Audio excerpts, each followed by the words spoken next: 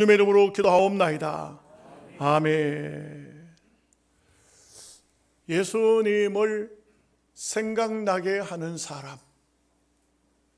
우리가 예수님을 본 적은 없지만 기독교 역사를 통해서 많은 사람들이 예수님을 닮았다. 우리는 예수님을 본 일이 없지만 저분은 예수님 같아. 이런 말을 듣는다면 오늘 우리는 참으로 신앙생활을 잘하고 있다고 할 수가 있을 것입니다. 코로나 이후에 교회들이 굉장히 어려움을 많이 겪고 있습니다. 거의 전도의 길은 다 막혀 있어요.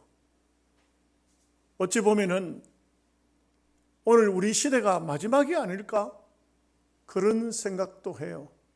하나님의 택한 백성이 다 하나님 앞에 돌아오면 세상은 이제는 더 이상 하나님께서 쓸 것이 없습니다. 하나님이 무슨 경제를 쓰시겠습니까? 하나님이 세상 땅덩어리가 귀해서 그걸 쓰겠습니까? 사람입니다. 오늘 우리가 하나님의 사람으로 이 종말의 시기에 하나님을 예배한다는 것은 특권입니다. 그 시대마다 보면은 어떤 한 시대에 왕창 전 세계 민족이 예수 믿는 그런 때는 없었습니다. 민족적으로 돌아가면서 복음이 회전됐어요. 참 보면은 이 예루살렘에서부터 출발해가지고 영국, 독일, 미국 그리고 아시아로 선교사를 통해서 대한민국이 집중적으로 복음이 전해지고 일본은 실패했어요. 중국도 실패했어요. 인도도 실패했습니다. 대한민국을 하나님께서 복음의 전진기지로 삼으사 세계 민족을 마지막 순간 계시록에 나와 있는 것처럼 이삭 줍기로 이제 불러내면 종말은 올 것입니다. 이것은 우리가 성경 전체를 보고 있는 것이고 또 수많은 신학자들이 그렇게 보고 있습니다. 그래서 신학자들이 마지막 복음은 땅끝 대한민국이다. 이렇게 대한민국 사람만 보는 것이 아니라 전 세계 모든 신학자들이 한국에서 복음이 이제는 이삭을 주음으로 해돋는 데서부터 인치는 역사가 끝이 난다. 이렇게 이제 말씀들을 하고 있죠. 교회가 한국 교회가 얼마나 어려워졌는지 거의 지금은 한번 하나님께서 코로나를 통해서 이 교회라는 하나님의 교회, 이 지상 교회를 흔들어 버렸어요. 그래서 축적률 다 떨어지고 알곡되지 못한 것은 다 떨어지고 이제는 이 마지막 오늘 우리를 통해서만 하나님은 영광 받으시고자 하는 귀한 섭리가 계신다는 것을 알 수가 있습니다. 어떤 목사님이 신학을 졸업하고 목사 안수를 받고 교회를 개척했어요. 이게 아주 어려운 시대에 교회를 개척한 거예요. 그래도 나름대로 교회가 조금 이렇게 성장이 됐는데 코로나가 온 거죠.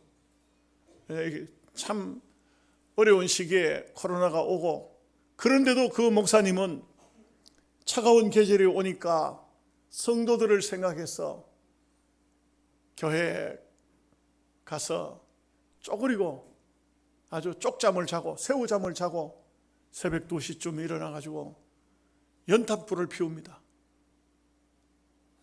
연탄불을 피우면서 연탄 냄새가 나면 안 되니까 그 추운데 문을 열고 연탄 냄새 나지 않도록 혹시 가스가 들어오지 않도록 다 하고 새벽 교회에 그래도 교인들이 오면은 따뜻하게 예배를 드려야 될 것이 아니냐.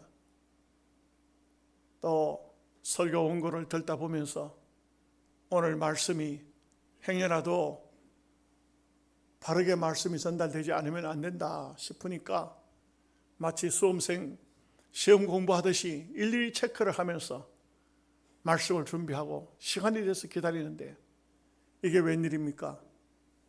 그날 아침 따라 새벽기도 교인이 한 명도 없었습니다. 시간이 되어 목사님이 혼자서 찬송을 부르고 성경을 읽는데 눈물이 흐릅니다. 하나님, 이 개척교회를 계속 해야 됩니까? 이거 계속 해야 됩니까? 문 닫아야 됩니까? 그렇게 기도를 하고 있는데 마음으로 주의 음성이 들렸어요. 교회는 네가 하는 것이 아니고 교회는 내 교회다. 그리고 네가 그렇게 한 명도 없는 교회에 혼자서 찬송을 부르고 성경을 읽고 기도함으로 너의 모습이 성도들에게 나의 모습으로 비춰질 것이다. 여러분, 오늘 우리가 신앙생활을 하는 것은 남들에게 보여주기 위해서 신앙생활을 하는 게 아니에요. 나의 믿음을 권고히 하고 하나님과 나와의 관계를 옳게 가지고 나를 통해서 세대적으로, 시대적으로 역사를 따라 하나님을 보여주는 것이 우리의 사명이에요. 내가 어떤 사람인가? 임채영이라는 사람이 시를 하나, 짧은 시를 썼어요. 생각나는 사람. 이렇게 창밖을 바라보다가 문득 떠오르는 사람이 있다. 가만히 음악을 듣는 중에 또 생각나는 사람이 있다. 예쁘게 비오는 날 밤 떠오르는 사람이 있다. 포근히 눈 내리는 그날도 나의 마음속에는 떠오르는 사람이 있다. 이 평범한 시 같습니다만 우리가 땅 위에 사는 삶 속에 어떤 환경을 맞이할 때 생각이 나는 사람이 있다. 어떤 상태 속에서 누군가가 내 머릿속에 떠오른다 이거죠. 두 가지가 있어요.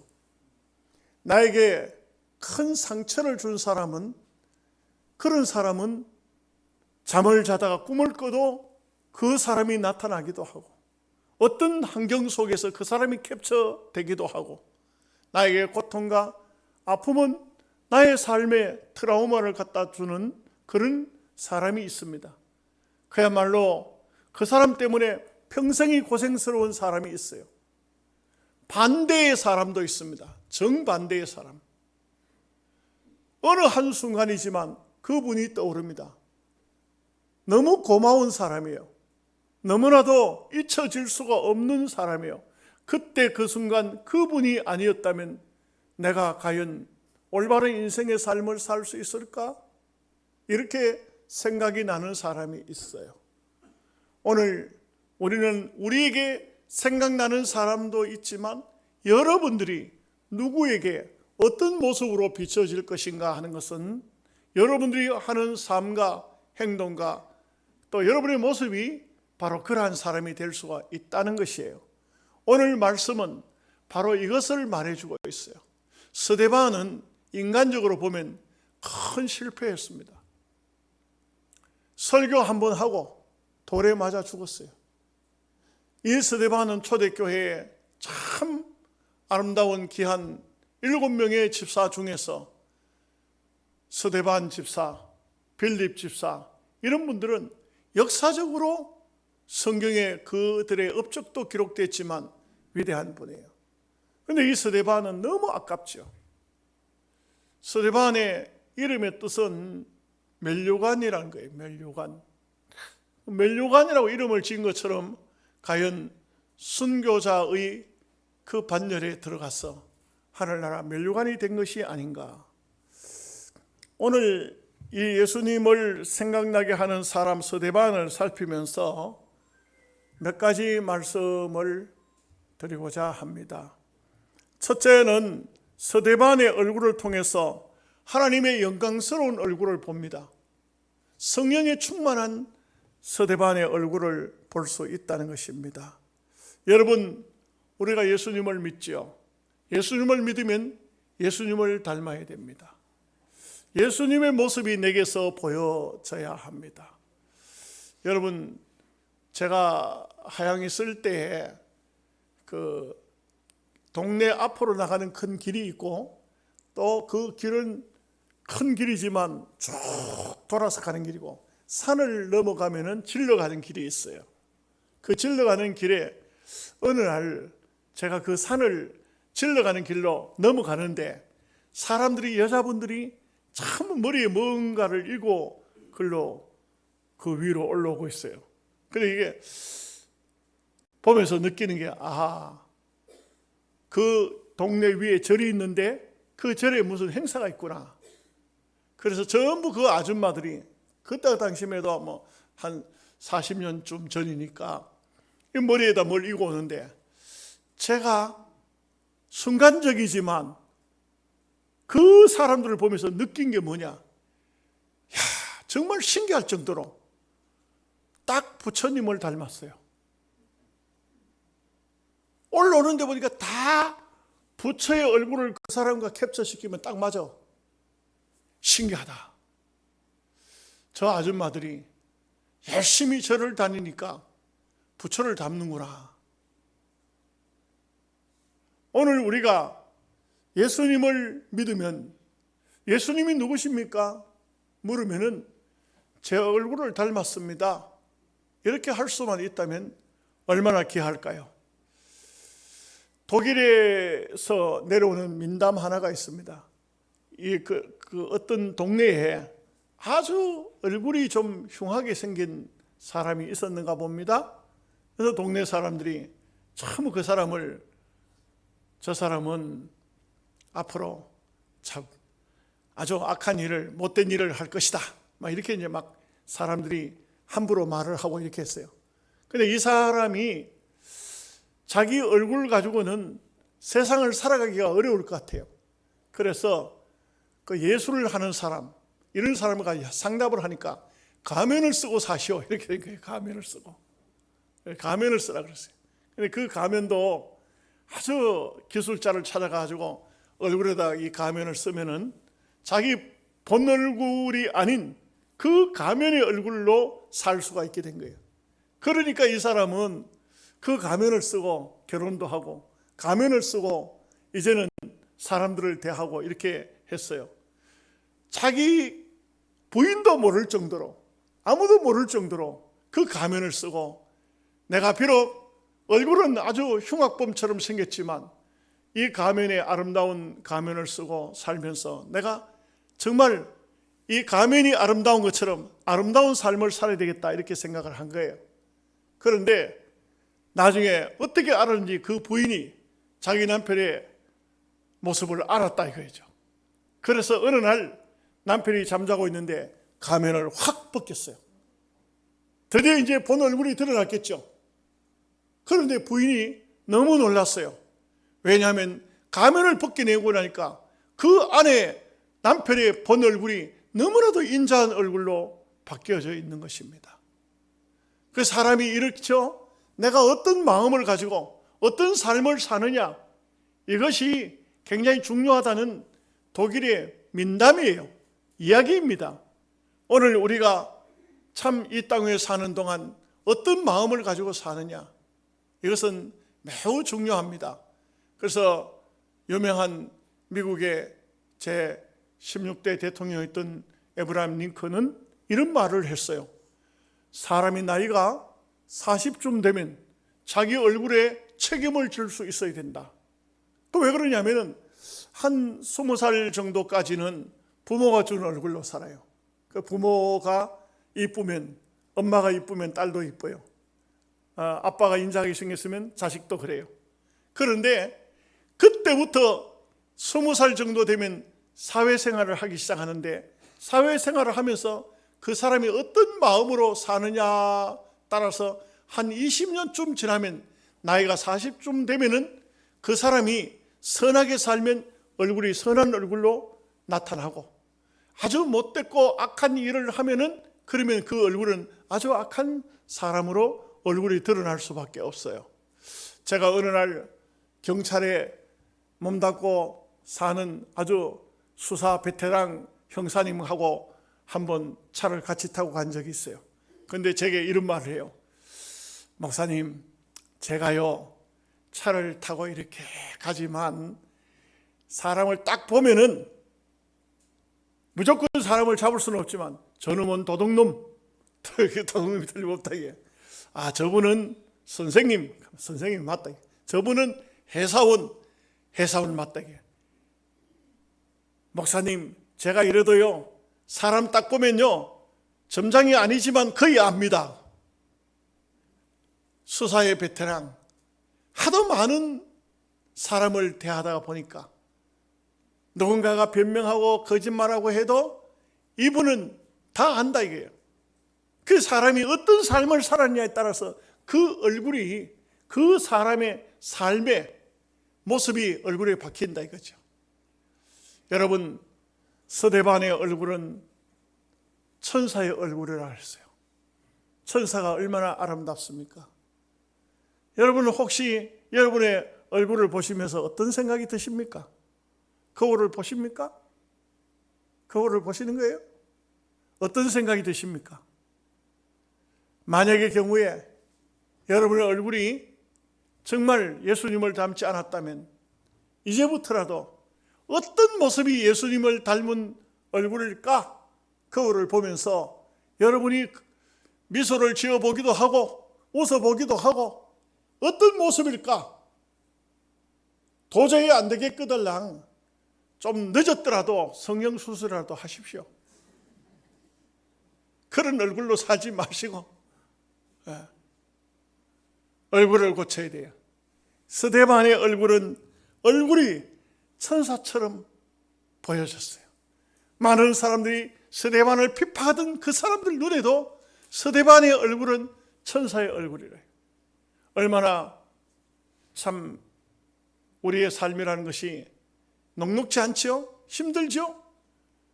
아무리 힘들어도요 나에게 고통을 주고 아픔을 주는 사람이 있다고 할지라도 여러분들은 얼굴이 찡그러지면 안 돼요. 여러분들의 얼굴은 그 사람이 나를 향해서 어떤 상태든 간에 상관없이 여러분들의 얼굴은 밝고 편하고 예수님을 닮은 아름다운 얼굴이 되어야 돼요. 그 대체적으로 보면 예수 믿는 성도들의 얼굴이 밝아요. 저는 이게 스스로 착각인지 아닌지는 잘 모르겠어요. 저는 우리 교회 성도들의 얼굴을 보면 다 밝고 다 좋아요. 아멘 안 하는 사람은 심각해요. 이게 정말 감사하다는 생각이 들어요. 그래서 우리가 예수님을 믿으면 예수님을 닮은 얼굴, 천사의 얼굴, 오늘 사도행전 6장 8절에 보면 스데반이 은혜와 권능이 충만하여 큰 기사와 표적을 민간에 행하니, 이렇게 이제 참 스데반이 아주 아름답게 하나님의 일을 하는데 성경을 보면은 어떻게 되냐? 구레네인 알렉산드리아인 길리기아와 아시아에서 온 사람들이 해당에서 어떤 자들이 일어나 스데반과 더불어 논쟁할세. 여러분, 하나님의 사람에게는요 우리가 아름답게 믿음으로 사니까 형통한 길만 열리는 것은 아니에요. 언제든지 괜히 쓸데없이 시비에 들어올 수가 있고 그렇더라고요. 이거 상당히 좀 지났습니다만 우리 집사님이, 여러분 좀 지났기 때문에 이야기를 해도 괜찮을 것 같아요. 우리 집사님이 주일 예배를 마치고 차를 뒤로 빼는데 이 교회 앞을 지나가는 사람이 뒤에서 지나가는 사람이 조심해야 되잖아요. 근데 그 사람이 차를 빼 나오는 데 갖다 꽝 박았어요. 우리 교회 집사님 차를 박았어. 박아놓고 난 다음에는 뭐라고 하니까 내가 옆에 가서 가만히, 그렇다고 내가 거둘 수는 없는 거고 지금 형편상 이렇게 보고 있는데, 어른 나이가 얼마요? 그 나이를 먹어서만 운전하지 마시오. 나는 희한한 방법을 봤어요. 박기는 자기가 박아놓고 나무래기는 우리 교회 집사님을 나무래고 있어요. 그 참 목사는 벙어리거든요. 말을 못하고 있는 속으로 아이고 좀 죄송합니다 강단에 이런 말을 해서 똥낀 놈이 성낸다고 별 희한한 사람 다 봤다. 그런데 참 우리 그리스도인들이 약점이 뭡니까? 예수 믿는 성도들이 어때요? 분명히 내가 잘했어도 참아야지. 내가 실수하지 않아도 내가 미안하다 해야지. 그런데 여러분 속으로 억울하다고 생각지 마십시오. 그 사람들은 어차피 그렇게 살다 가는 거예요. 우리는 예수님 때문에 오늘 스데반도 보십시오. 스데반이 뭐가 잘못됐습니까? 은혜와 권능이 충만하여 기사와 표적을 민간에 행하니 병든 사람을 고치고 아픈 사람을 고치고 그리고 참 어떤 기적을 일으키는 아주 훌륭한 집사님이에요. 그런데 이 사람과 논쟁하더라. 왜 논쟁했을까요? 이 성경 그 다음을 보면요, 얼마나 웃기는지 몰라요. 그래가지고는 완전히 거짓말로 스데반을 향해서 완전히 엉뚱한 말을 합니다. 인간적으로 생각하면 스데반이 얼마든지 변명하고, 여보시오, 내하고 무슨 원수가 졌다고, 내가 언제 그런 말했어? 내가 언제 해당을 허락했어? 내가 언제 모세 율법을 배반했느냐고, 나 그런 적이 없다고 이렇게 말할 만도 하지만 스데반은 아무 말도 안 해요. 오히려 성경에 보니까 사도행전 6장 15절에 공회 중에 앉은 사람들이 다 스데반을 주목하여 보니 그 얼굴이 천사의 얼굴과 같더라. 참 신기하고 놀랍습니다.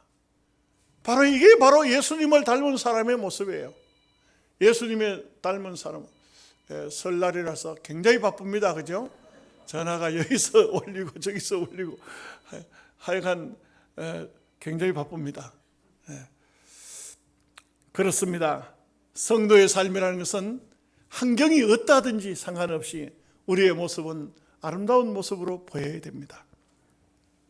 두 번째는 보면은 스데반이 어떤 모습 속에서 예수님이 생각나느냐 하면은 사도행전 7장을 보면은요, 드디어 이 사람들이 스데반이 설교를 합니다. 하나님 말씀을 그 상황 속에서도 말씀을 전해요. 그런데 이들이 말씀을 듣고 난 다음에는 마음에 54절에 마음에 찔렸고 57절에 큰 소리를 지르며 귀를 틀어막고 58절에 돌로 쳤어요. 참 이거는 너무 기가 막히고 인간적으로 생각하면 너무 억울해요. 여러분, 이 세상의 순교자는요, 요한계시록을 보면은요, 뭐라고 하는지 하면, 주여 우리의 피를 언제까지 신원해 주지 아니하시겠나이까? 뭐냐? 예수 믿다가 억울하게 죽임을 당했어요. 우리의 피를 언제까지 인정해 주시지 않으랍니까? 빨리 좀 어떻게 해결해 달라고 하는 이런 애원하는 소리가 요한계시록을 보면은 들리고 있어요. 여러분, 예수 믿으면요, 인간적으로 보면 억울할 때가 참 많아요. 예수 믿기 때문에 손해볼 때가 참 많아요. 예수 믿기 때문에 내가 잘못하지 않아도 사과해야 되고 용서를 빌어야 되고 손해봐야 되고, 그럴 때 여러분 할 수 있는 건 다른 방법이 없어요. 어떻게 하는지 아세요? 하나님, 오늘 또 난 당신 때문에 손해 많이 봤습니다. 오늘 또 내가 분명히 내가 꽈암치고 큰 소리 지르지만 참았습니다. 하나님, 이 억울한 마음을 풀어주시기를 바랍니다. 그러면 하나님께서 여러분의 마음속에 큰 평안과 축복을 주실 줄로 믿습니다. 너무 억울해하지 마십시오. 너무 억울해하지 마세요. 우리 예수님은 얼마나 억울했겠어요. 그래도 스데반은 보십시오. 그 사람들이 돌로 칩니다. 그럴 때 스데반이 어떻게 했습니까? 주 예수여, 나의 영혼을 받으시옵소서. 이게 성도의 모습이 참 이러해야 됩니다. 누가복음 23장 46절 말씀을 보면 내 영혼을 아버지 손에 부탁하나이다. 예수님께서 너무너무 인간적으로 보면 억울하죠. 온갖 모함을 다 당하시고 온갖 참 순한 수욕을 다 당하시고 십자가에 죽으시면서 영혼이 떠나기 전에 아버지여, 내 영혼을 받으시옵소서. 여러분, 우리가 이 세상에서 억울한 일들 만땅하지만 예수님을 바라보십시오. 예수님을 보면 예수님이 얼마나 억울하셨겠어요. 그런데도 예수님은 끝까지 참으셨잖아요. 우리 노회 요 오릭교회 정연도 목사님이라고, 그 목사님이 지난 목요일 날 어머님이 소천하셨어요.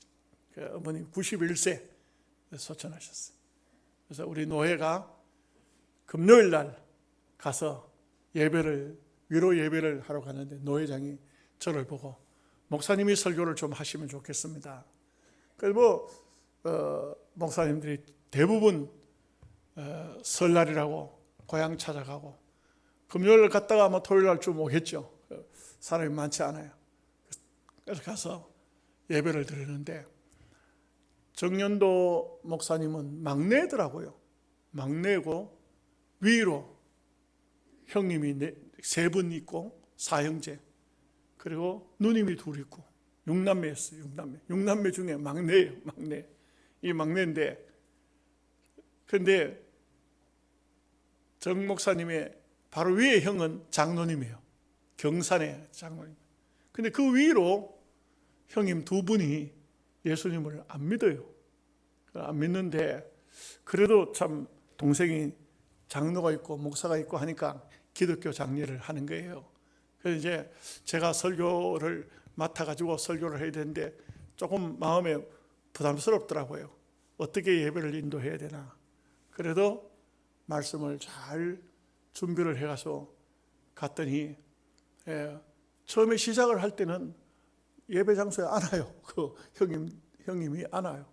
근데 이제 예배를 시작하고 찬양송을 부르니까 슬며시 들어와서 이제 다른 분들은 다 밑에 앉아 있는데 자기는 의자에 앉아가지고 이제 목사가 설교를 어떻게 하는지 이렇게 보는 겁니다. 보는데 예배를 드렸어요. 예배를 드리고 난 다음에 이분이 제게 가까이 다가와요.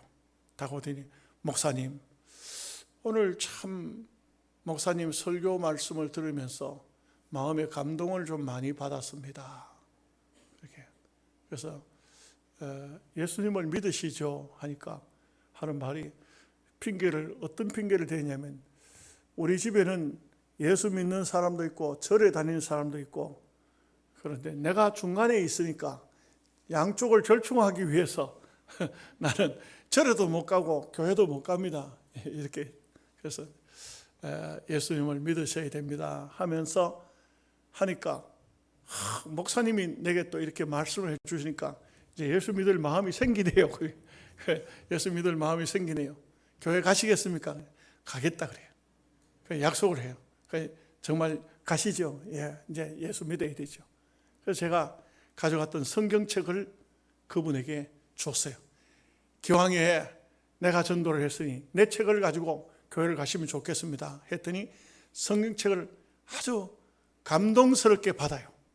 근데 성경책 속에 설교 원고를 이렇게 집어넣어 있다가 그걸 빼고 성경책을 줬는데 가만히 생각하니까 기왕이면 보세요. 이 오늘 설교했던 설교인데 이것도 같이 가져가시죠. 그래 줬더니 이분이 나는 우리 성도들은 그런 거 한 번도 못 봤는데 이분이 그걸 딱 봤더니 목사님, 이 설교는 제가 집에 가서 액자에 넣어서 우리 집에다가 걸어두어야 되겠습니다.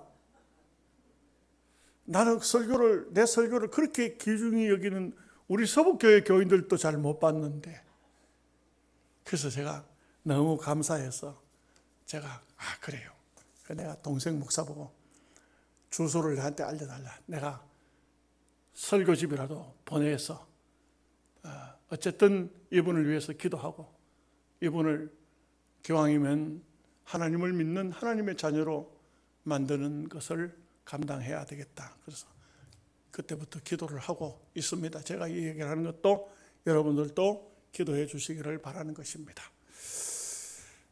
또 한 가지만 더 말씀드리면 이 스데반은 마지막 부분에 보면 주여 이 죄를 그들에게 돌리지 마옵소서 하고 자니라. 참 이 예수님도 십자가에 못 박는 무리들을 향해서 아버지여 저들이 알지 못하여 이르나이다. 그 예수님의 모습을 너무 아름답게 담고 있어요. 이런 게 죽음 직전에 가서 이런 말이 그냥 쉽게 나올까요? 여러분, 죽느냐 사느냐는 그런 자리에 들어갔을 때 어떤 생각이 떠오를까요? 여러분 어떤 생각이 떠오르세요? 그런 일을 안 겪어봐서 모르겠는데 조심해야 된다고요. 조심해야 된다고. 대구에도요, 이 하나의 비밀처럼 되어 있는데 어떤 장로님이 수술하고 깨나면서 옛날 처녀총각 때 사귀던 아가씨 이름을 불렀어. 옆에서 권사님이 막 나중에 장로님 보고 난리를 한 거야. 이제 난리를 난 거야. 그 아가씨 그 이름 그 여자가 누구냐고. 그랬더니 이 장로님이 또 몰라, 나는 시침이 뚝 떼고 몰라 이렇게 하면 됐겠는데, 내가 그 총각 때 사귀던 여자야. 이래가지고 막 권사님이 화가 나가지고 조심해야 돼요. 여러분, 예수님이 생각나는 사람이 돼야 돼요. 여러분의 입에서 마지막 순간일지라도 예수님이 십자가상에서 했던 말씀, 이런 말씀들이 내 머릿속에 맴돌아 주님 앞에 내 영혼을 받으시옵소서.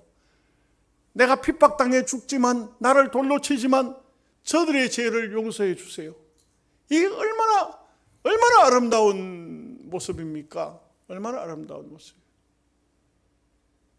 여러분들도 여러분의 모습에서 예수님의 모습이 보이실 수 있기를 주님의 이름으로 축복합니다.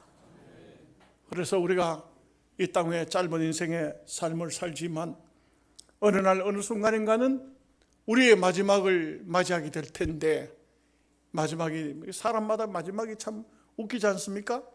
버나드 쇼라는 사람은 죽으면서 뭐라고 했는지 아십니까? 에이씨 괜히 왔다가 가네. 그 사람은 맨날 쇼하던 사람이야. 그러니까 쇼하다 싶어. 미국에요, 어떤 식육 고기 장사하던 사람은 마지막 유언을 하는데 자녀들 딱 지켜보는 가운데 뭘 하냐면, 얘들아 고기를 얇게 썰어라. 그러고 죽더라. 장례식장을 운영하던 사람은요, 사람이 안 죽으면은 장례식집이 망해요. 근데 하도 열받아가지고 그만 이 사람이 대신 죽어. 그러면서 하는 말이 뭐라 하냐면, 에이씨 매상 안 오르더니 내가 매상 올리네. 이렇게 말했어. 또 웃기는 게 있죠. 이제 마지막 얘기. 어떤 분은 죽고 난 다음에 자식이 비석을 새기러 갔어. 묘비를 새러 갔어. 그러니까 뭘 좀 새겨주시오 하니까, 당신 아버지가 벼슬을 했습니까? 아닌데요. 무슨 좋은 일을 하는 게 없습니까? 아무것도 없는데요. 그럼 알았다고, 내일 오시라고. 갔더니 세상의 비석을 뭐라고 새겨놨냐면은 먹다 죽다. 그 아들이 이 세상에 그 비석을 갖다 먹다 죽다로 새겨놓은 사람이 어디 있습니까? 좀 좋은 걸로 좀 새로 새겨달라고. 그러니까 그 새로 새겨줘요. 이제는 좀 문자로 새겨줬어. 아주 그럴싸하게 좁은 기사라 했어. 그러니까 이 사람이 이게 무슨 뜻입니까? 하니까 지을조 똥분 기기기 죽을 사, 똥 만들던 기계가 죽었다. 여러분, 우리가 짧은 인생을 살지만 우리의 삶이 이런 험한 삶이 되어서는 안 됩니다. 정말 우리의 삶이 이 세상을 살다가 떠났을 때 그분은 예수님을 닮은 사람이야. 잊을 수 없는 사람이야. 우리 영양 서북교회에 스데반을 닮은 집사야. 스데반을 닮은 장로야. 스데반을 닮은 권사야. 그분은 잊을 수가 없는 사람이야. 그분은 예수님을 닮은 사람이야. 이런 성도 되시기를 주의 이름으로 축복합니다. 아멘. 기도하겠습니다.